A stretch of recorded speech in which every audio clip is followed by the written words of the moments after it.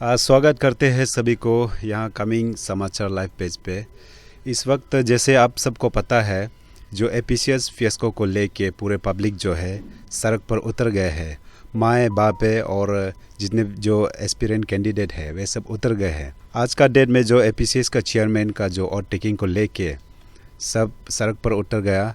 और इस विषय में अगर आज का डेट में कोई स्टेट फिगर हम जैसे आप कह सकते हैं किसी पॉलिटिशियन को और कोई जो स्टूडेंट यूनियन का जो प्रेसिडेंट सेक्रेटरी का अगर इंटरव्यू लेंगे तो उनका जो विचार है वे भले ही अच्छे सुझाव दो, लेकिन आज का डेट में लोगों को गलत लगेंगे।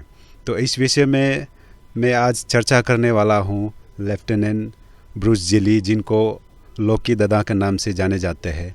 तो ऐसे एक मिडल पर्सन, एक मीडिएटर का सख्त ज़रूरत है। तो इस विषय में हम उनसे जानेंगे कि अगर वे होते तो पब्लिक का डोमेन में, पब्लिक का फेवर में और स्टेट गवर्नमेंट का फेवर में इसको आउटपुट कैसे लिया जाए, सॉल्यूशन कैसा लाया जाए। तो ऐसा एक शख्स जो मेरे सामने है और आने वाला समय में भी ऐसा शख्स की बहुत ज़रूरत होंगे जो एक अच्छे मीडिएटर बन सके, एक अच्छे सुझाव दे सके, जो सोसाइटी में एक रोल मॉडल जो ला सके। तो मेरे साथ है ब्रूस जिली जी। तो आपको वेलकम करते हैं कमिंग समाचार लाइव पेज पे। तो इस विषय में आपका सुझाव क्या रहेगा, सबसे पहले वो बता दीजिए। सबसे पहले तो थैंक यू, बहुत धन्यवाद देता हूँ कि इतना मेरे पास तक आके मुझे इस चीज़ के ऊपर पूछने के लिए आए हैं। बहुत बहुत धन्यवाद। ये जो अरुणाचल पब्लिक सर्विस कमीशन का जो प्रॉब्लम जो चल रहा है, इसको लेके मैं आपको शुरू के बजाय पीछे की तरफ से बोलना चाहूँगा, ताकि मैं सोचता हूँ, जो मेरे दिल में है, जिसको मैं एक्सप्रेस कर पाऊँ। ये जो चेयरमैन सिलेक्शन का बात जो आई है, मेंबर्स के सिलेक्शन जो बात जब सामने आया है, उसको देख के मेरे को सबसे ज़्यादा चोट लगा। तो मैं एज ए कॉमन मैन, जो ना किसी पार्टी से लेना ना देना, ना किसी गवर्नमेंट से कोई मेरा कोई ताल्लुक़, लेकिन जिस समय हमने ये देखा कि नया जो चेयरमैन जो देने जा रहे हैं, एक ऐसे लेफ्टिनेंट जनरल जो रिटायर्ड, साथ में मैं with apologies to my senior lieutenant general, जो आप चेयरमैन बन के जब सिस्टम को क्लीन करने जा रहे हैं, तो आपके पास कोई समय ही नहीं है। एक साल के अंदर जो प्रॉब्लम चल रहा है उसको देखेगा, या सिस्टम को क्लीन करेगा, या आपकी जो भी कोई एग्ज़ाम आने वाला है उसको कंडक्ट करेगा।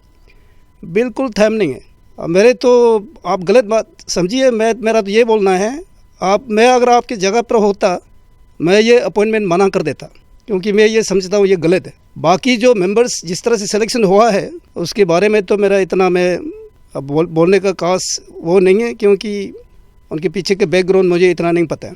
कि Arunachal public service commission like any other institute, जो कॉन्स्टिट्यूशनली जो बनाया जाता है, कंस्टिट्यूट किया जाता है, टॉप बॉडी को देखिए यूनियन पब्लिक सर्विस कमीशन, उसमें आज तक हमने कभी देखा नहीं कि इस तरह की चीज़ें हुआ है, लेकिन हमारे यहाँ पे हुआ है। तो हमें ये देखना होगा कि लीडरशिप के अंदर कुछ कमी है। और लीडरशिप अगर आपको बुरा लगे, जैसे भी लगिए, हम तो ये बोलेंगे कि टॉप से ही नीचे डाउन कहीं ना कहीं कमी है, चाहे वो गवर्नर का लेवल में हो, चाहे वो सीएम के लेवल में हो। और चेयरमैन जो पब्लिक सर्विस कमीशन, उसका तो है ही, अभी दिखा गया। तो इतना बड़ा इंस्टीट्यूट अगर इस तरह से चलेगा, तो जितने हमारे जो विश्वास है, पेरेंट्स का विश्वास है, स्टूडेंट का विश्वास है, पब्लिक का विश्वास, अरुणाचल प्रदेश का आदमी, पूरी जनता का विश्वास, उस विश्वास को ही अगर आप बार बार अगर आप उसको तोड़ेगा, तो आगे आके भी स्टेट का हालत ख़राब होगा। इसको सुधरने का तरीका सबको कोशिश करना चाहिए। चीज़ को हम ऐसे दफ़ा करके छोड़ेगा कभी नहीं सोचना है।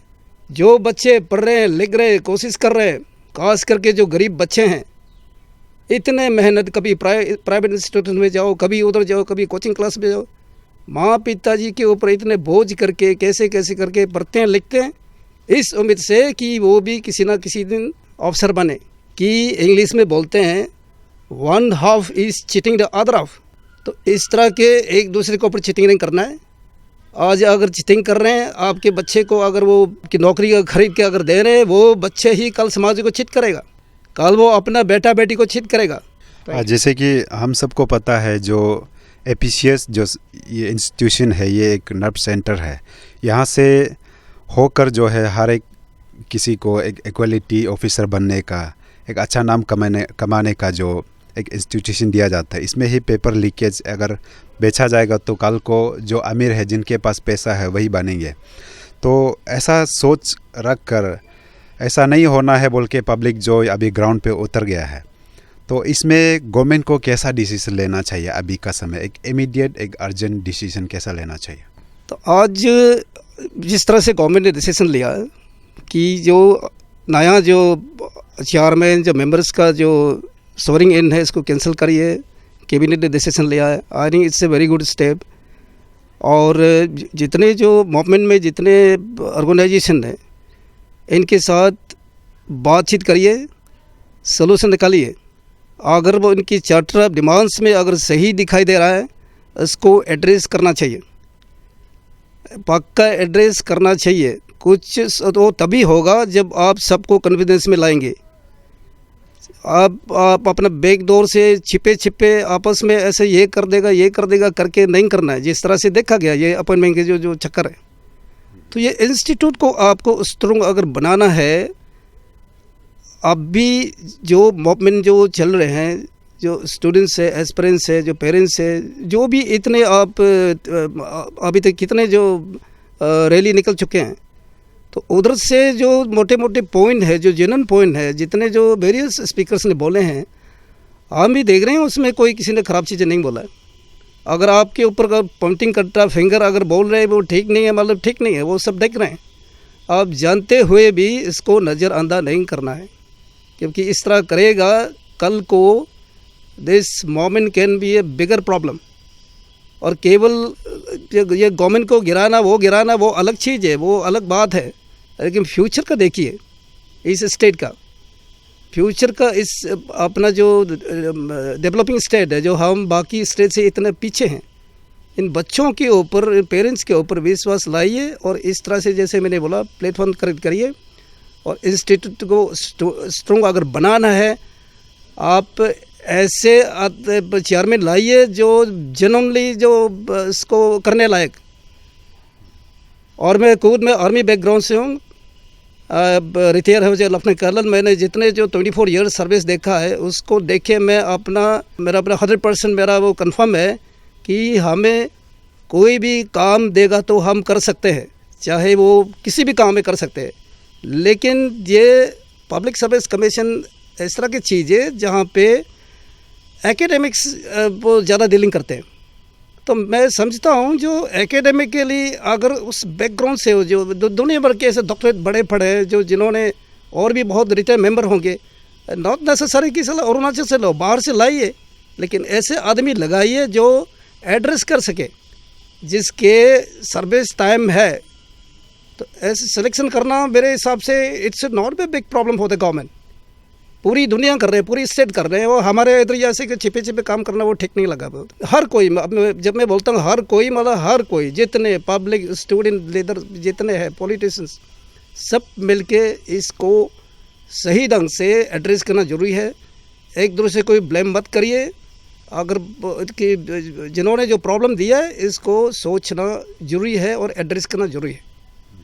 तो आपका कहने का मतलब, अगर एपीसीएस का जो मेंबर्स है, जो टीम है, वो सिलेक्शन में पब्लिक को भी पब्लिक का डोमेन में रखना चाहिए, या फिर पब्लिक को मौका देना चाहिए कि इसको सेलेक्ट करें? पब्लिक डोमिनेंट, पब्लिक को जितने जो अभी वहाँ पे जो क्रिटिकल सर्विस रूल्स, जो सिलेक्शन रूल्स, इसके हिसाब से रखो नहीं रखो, मैं जितना समझता हूँ, आपको कितने एप्लीकेंट दिए हैं इसको आप रिबेल करने में क्या तकलीफ? कितने एप्लीकेंट दिए, कितने रिबेल करने में कोई तकलीफ नहीं है। इससे पब्लिक को जो शक है वो भी दूर हो जाएगा। अच्छा, इतने लोग दिए थे, इनको सेलेक्ट करिए, let everybody know, B it open.